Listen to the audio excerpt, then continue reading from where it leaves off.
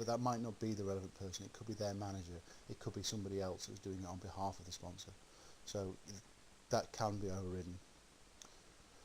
So in terms of the experience for the conference attendee, he now arrives with his laptop. He's already had his email to say here's his username and password, and he finds a wireless hotspot, asks him for a username and password, and he authenticates with his own credentials.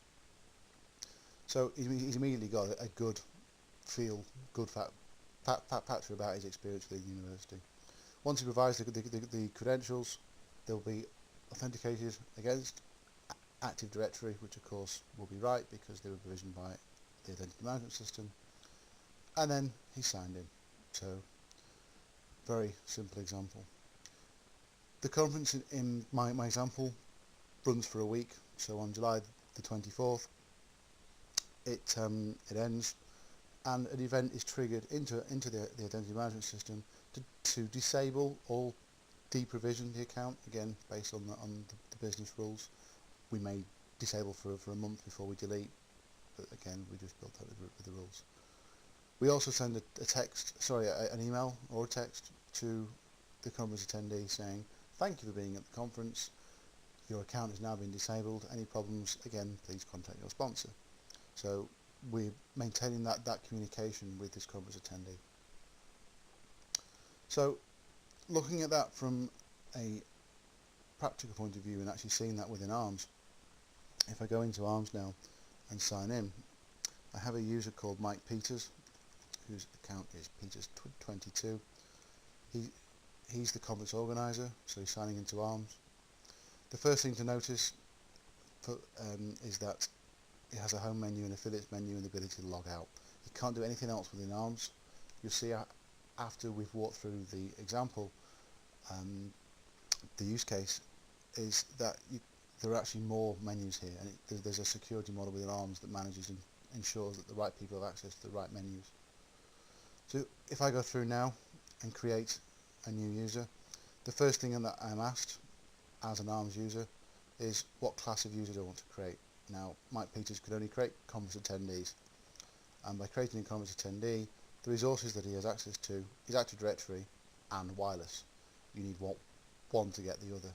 Now the mapping for this has been done by the IT department, by the IDM project group, or somebody with the ability to update ARMS. So if we create a user,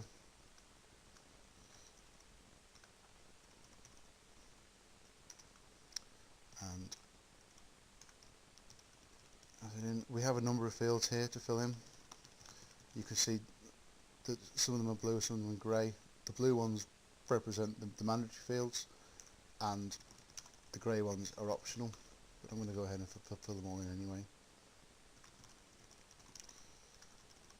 For certain fields we have the ability to pre-populate, so in this case we're using 3 fields that are mapped to each other in a hierarchy. At the top level we choose the school, so we choose the business school. Within the business school there are departments within there. If we, for example, we choose the finance school, there are departments within there, and we only have one department in finance in this example. If I choose a science, again I get different options. We'll put this user into science. If you're a multi-site university or college, again we can map those schools to departments to sites. What that allows us to do is to capture the right information from the delegated administrators, so they're not typing in the fields and we get different text for every different for the same department. That allows us to build identity management rules around these fields, in that if a particular site has a local server farm where you want to store a local home directory or map to a shared folder or whatever on that site, then because we always capture the right site name rather than slang or an old name for it or whatever that might be, we can actually ensure that we have the right information. So I said before about creating a start date. I'm going to set the start date to yesterday to ensure that the account gets created, and the default duration for a sponsor is 7 days. It's already been set. I'm allowed here to override that. We can turn it on and off, but currently it's only a week. And again, the sponsor is here, so it's currently Mike Peters, who is the currently signed in user. But if I want to go and change this, I can click on change and start to type a different user. So if this is the sponsor, I can choose this sponsor. If actually, well, you know what, I really am the sponsor, I can change that back. And that's just using an existing LDAP directory, whether that's Active Directory or something else. And we can filter that based on a sponsor group membership, so only certain managers or users can be chosen as a sponsor. So if I go ahead and add the affiliate, in my example environment, the delegated administrator is shown the name of the account, the start date, the username and the password. And the username and the password are built into ARMS, so it's responsible for the naming convention, which ensures that we get unique usernames and a secure password.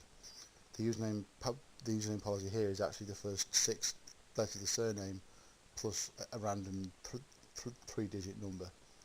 So that's the example. So in the background now, because I put yesterday's date, the event has been triggered that we have a new affiliate. So if I look into my Active Directory, we have a user called Jones615, and we've brought through the attributes of Jane and Jones, mapped that into a display name. The S0008 is the department number, so we've mapped the name to a number, so that again we can build identity rules around that.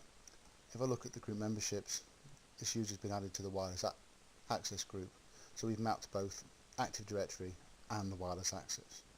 So if the wireless hotspot was attached to this Active Directory, that user would now get access. So that just walks through a very simple example of how ARMS can be used to manage the conference attendees. If we come out of ARMS now and sign in as an administrator, what we can see now is we have the additional menus across the top of ARMS. Just going to go briefly over the functions of ARMS to show how it fits together. Within configure are all the things like where are the underlying databases, where are the LDAP directories, including some of the features of ARMS on and off. So we're going to skip that for the purposes of this. I'll come back to groups in a moment. The resources are things that you want to provision to, so these are the things that are mapped into identity management. I've just shown an example of Active Directory and wireless LAN, and then how they were mapped into identity management. For each resource you want to provision to, or each group you want to add a user to, or each thing you want to provision against, you add this as a resource, and then with identity management you build the logic around that resource. The classes, users, roles, types, whatever you choose to call them, are within here. And what you should see here is that we have a number of classes already defined within my ARMS environment.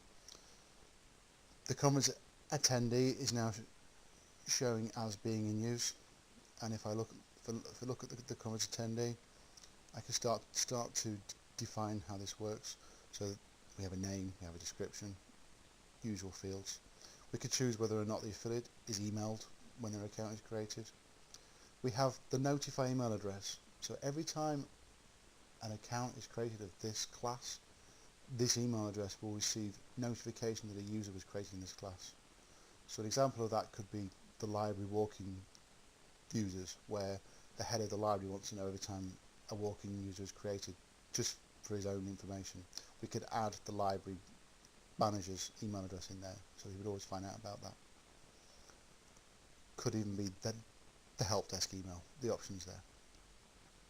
So the next 3 fields are obviously the default duration, so how long is the account created for by default. ARMS also allows the sponsor or the delegated administrator to renew the account. So for a conference attendee, if for some reason the conference overruns, or the conference attendee is here for an extra week after the conference is finished, then the sponsor or the delegated administrator is allowed to add 1 renewal of a further week.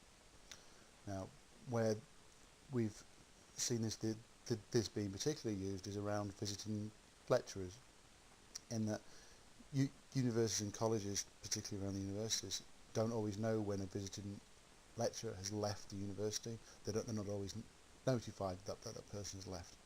So by